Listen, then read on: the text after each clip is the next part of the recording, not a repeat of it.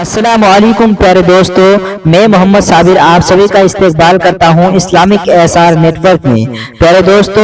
آج کی اس ویڈیو میں ہم آپ کو قرآن پاک کا ایک ایسا وظیفہ سنانے والے ہیں جس سے آپ کے ہر ایک بگڑے کام بن جائے گا اور آپ کی ہر ایک پریشانی ختم ہو جائے گی۔ دوستو، اس سورہ کی بہت ساری فضیلتیں ہیں، بہت سارے فائدے ہیں جنہیں ہم بیان نہیں کر سکتے کیوں نہ کہ ویڈیو بہت زیادہ لمبا ہو جائے گا، لیکن دوستو کچھ فضیلتیں ہم آپ کو اسی ویڈیو میں بیان کر دیتے ہیں۔ اس سے پہلے آپ سے دل سے گزارش ہے کہ اگر آپ ہمارے چینل پر پہلی مرتبہ وزٹ کیے، پہلی مرتبہ تشریف لائے تو چینل کو ضرور سبسکرائب کر لیجئے اسی طرح مزید ویڈیوز کے لیے، اور آپ اس ویڈیو کو آخر تک ضرور دیکھیں کیوں نہ کہ یہ قرآن پاک کی ویڈیو ہے، آپ اس کو ادھورا چھوڑ کر اس کی بیادبی نہ کریں۔ اگر کوئی شخص دشمن سے پریشان ہے، دشمن اس کو پریشان کرتا ہے، وہ انسان 41 دن تک اس دعا کو سن لے، اگر سن لیتا ہے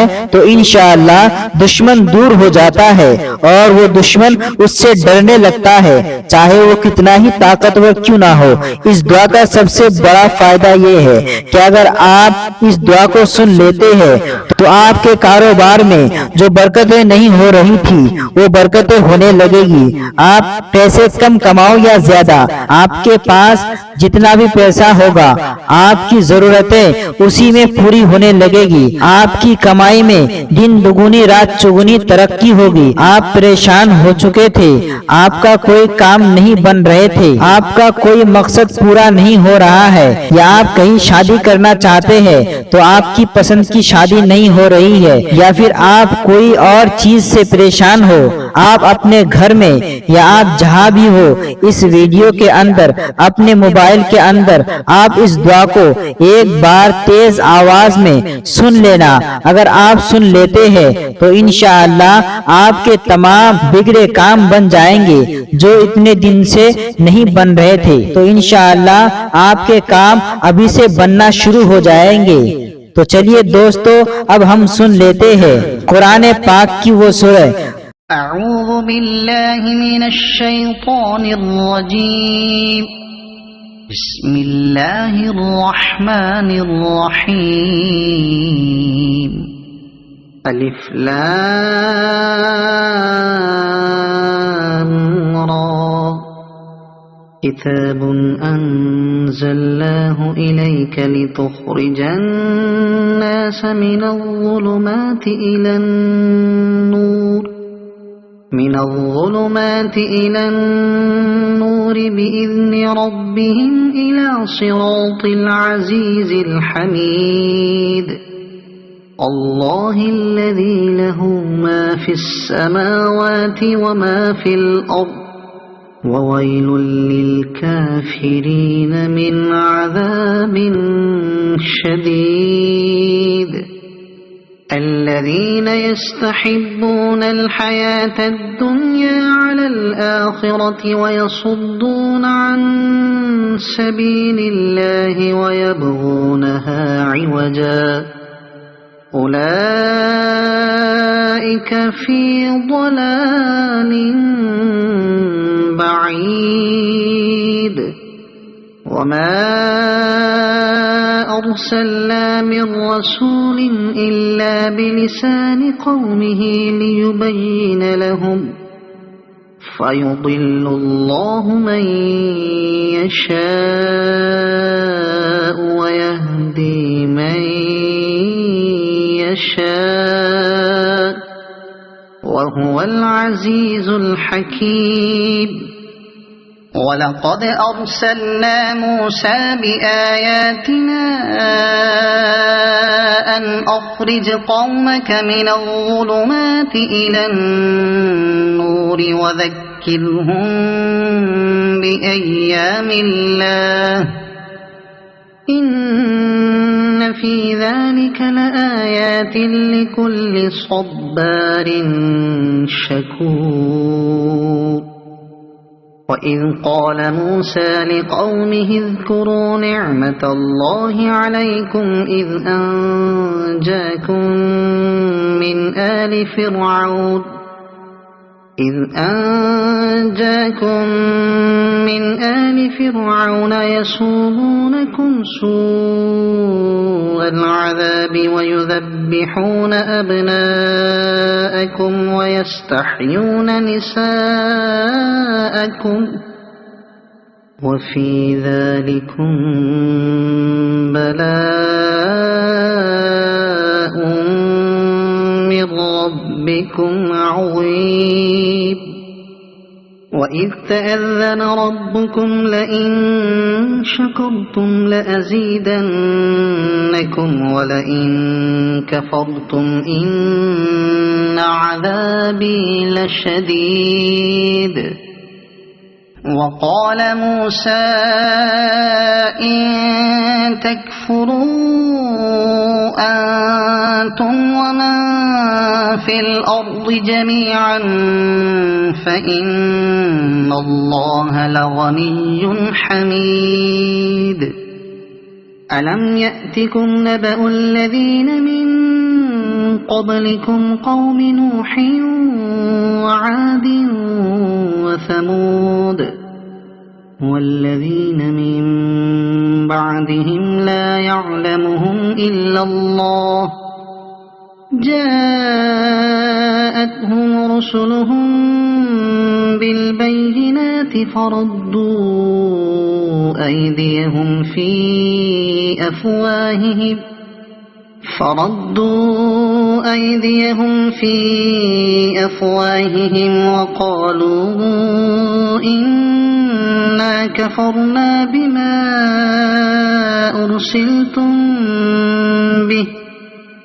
وقالوا إنا كفرنا بما أرسلتم به وإنا لفي شك مما تدعوننا إليه مريب قالت رسلهم أفي الله شك فاطر السماوات والأرض يدعوكم ليغفر لكم من ذنوبكم ويؤخركم إلى أجل مسمى قالوا إن أنتم إلا بشر مثلنا تريدون أن تصدونا عما كان يعبد آباؤنا فأتونا بسلطان مبين قالت لهم رسلهم إن نحن إلا بشر مثلكم ولكن الله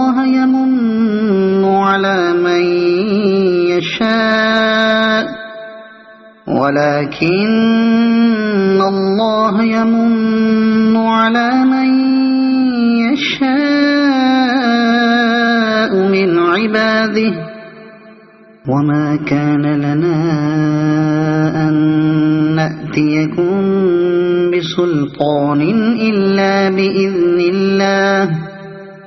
وعلى الله فليتوكل المؤمنون وما لنا ألا نتوكل على الله وقد هدانا سبلنا ولنصبرن على ما آذيتمونا وعلى الله فليتوكل المتوكلون وقال الذين كفروا لرسلهم لنخرجنكم من أرضنا أو لتعودن في ملتنا فأوحى إليهم ربهم لنهلكن الظالمين ولنسكننكم الأرض من بعدهم ذلك لمن خاف مقامي وخاف وعيد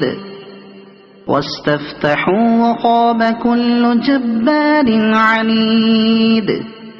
من ورائه جهنم ويسقى من ماء صديد يتجرعه ولا يكاد يسيغه ويأتيه الموت من كل مكان وما هو بميت ومن ورائه عذاب غليظ مثل الذين كفروا بربهم أعمالهم كرماد اشتدت به الريح في يوم عاصف لا يقدرون مما كسبوا على شيء ذلك هو الضلال البعيد ألم تر أن الله خلق السماوات والأرض بالحق إن يشأ يذهبكم ويأت بخلق جديد وما ذلك على الله بعزيز وبرزوا لله جميعا فقال الضعفاء للذين استكبروا إنا كنا لكم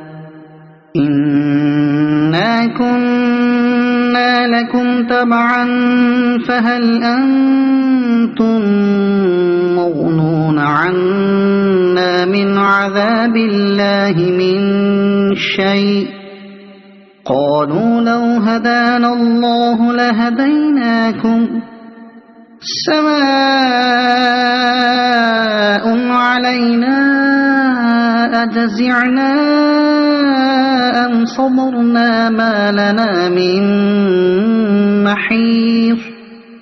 وقال الشيطان لما قضي الأمر إن الله وعدكم وعد الحق ووعدتكم فأخلفتكم وما كان لي عليكم من سلطان إلا أن دعوتكم فاستجبتم لي فلا تلوموني ولوموا أنفسكم ما أنا بمصرخكم وما أنتم بمصرخي إني كفرت بما أشركتمون من قبل إن الظالمين لهم عذاب أليم وأدخل الذين آمنوا وعملوا الصالحات جنات تجري من تحتها الأنهار خالدين فيها بإذن ربهم تحيتهم فيها سلام ألم تر كيف ضرب الله مثلا كلمة طيبة كشجرة طيبة أصلها ثابت وفرعها في السماء تؤتي أكلها كل حين بإذن ربها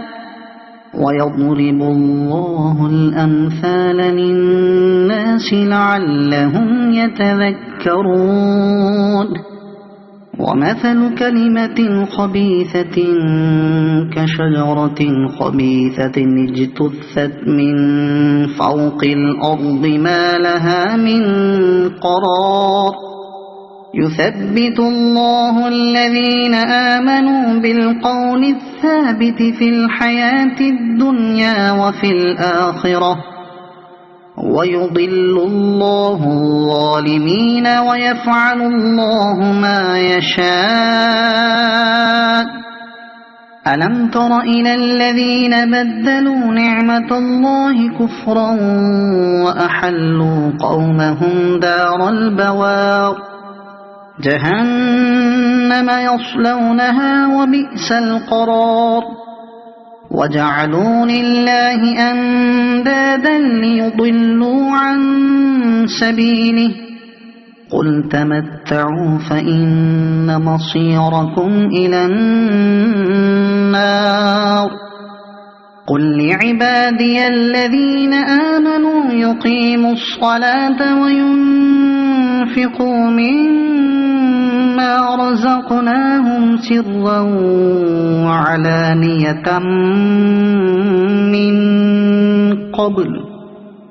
سرا وعلانية من قبل أن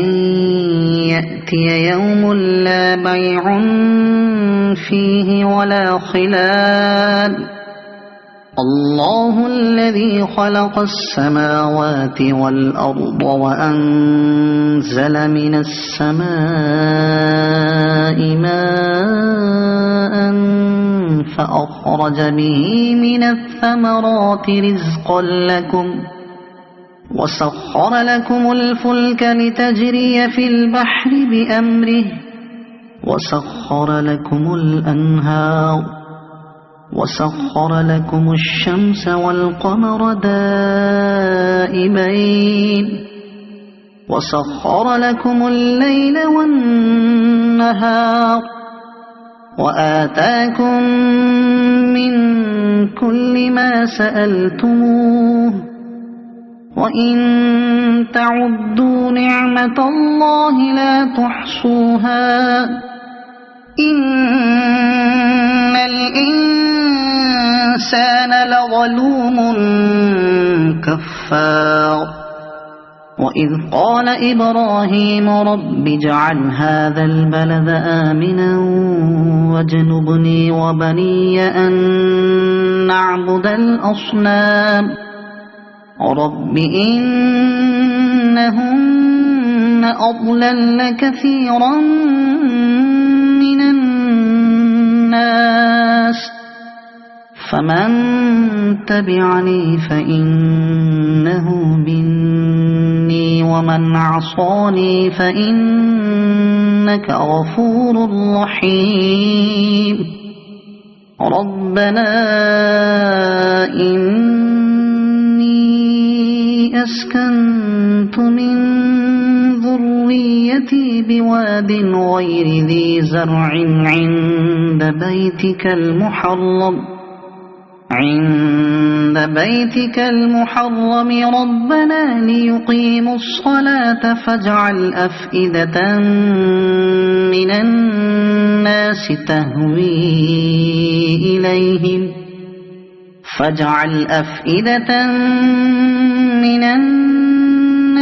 تهوي إليهم وارزقهم من الثمرات لعلهم يشكرون ربنا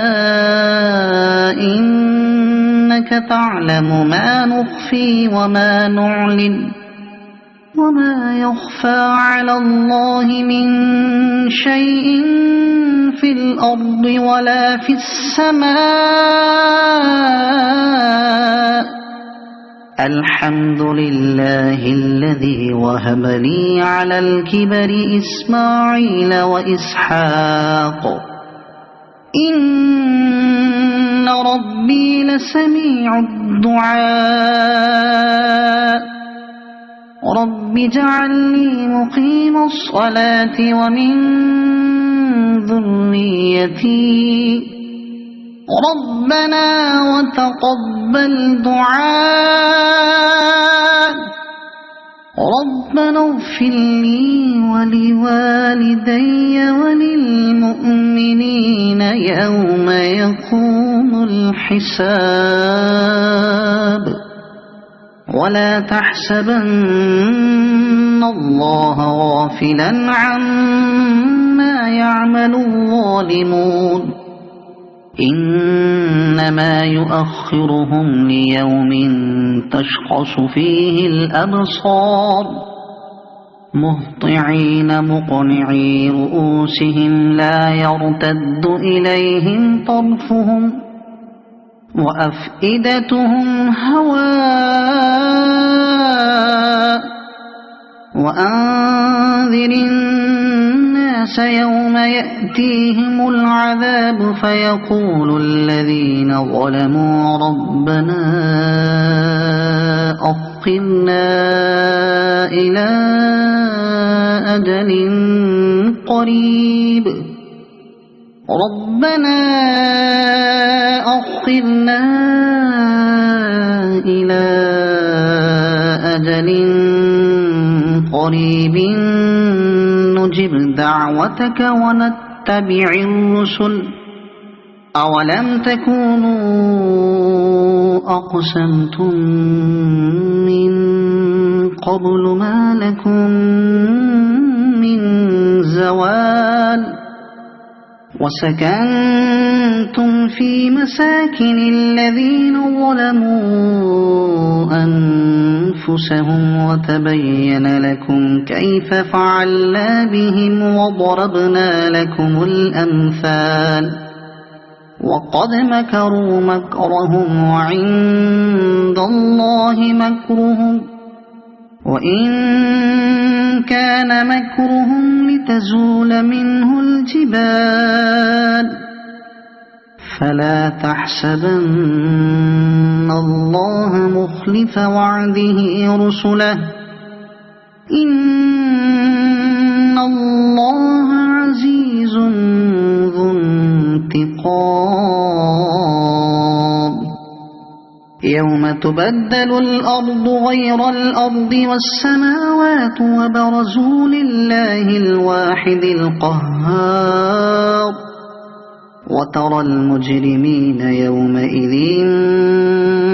مقرنين في الأصفاد سرابيلهم من قطران وتغشى وجوههم النار ليجزي الله كل نفس ما كسبت إن الله سريع الحساب هذا بلاغ للناس ولينذروا به وليعلموا أنما هو إله واحد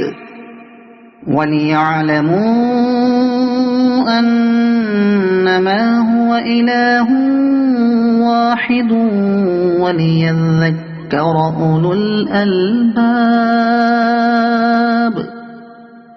صدق الله العظيم.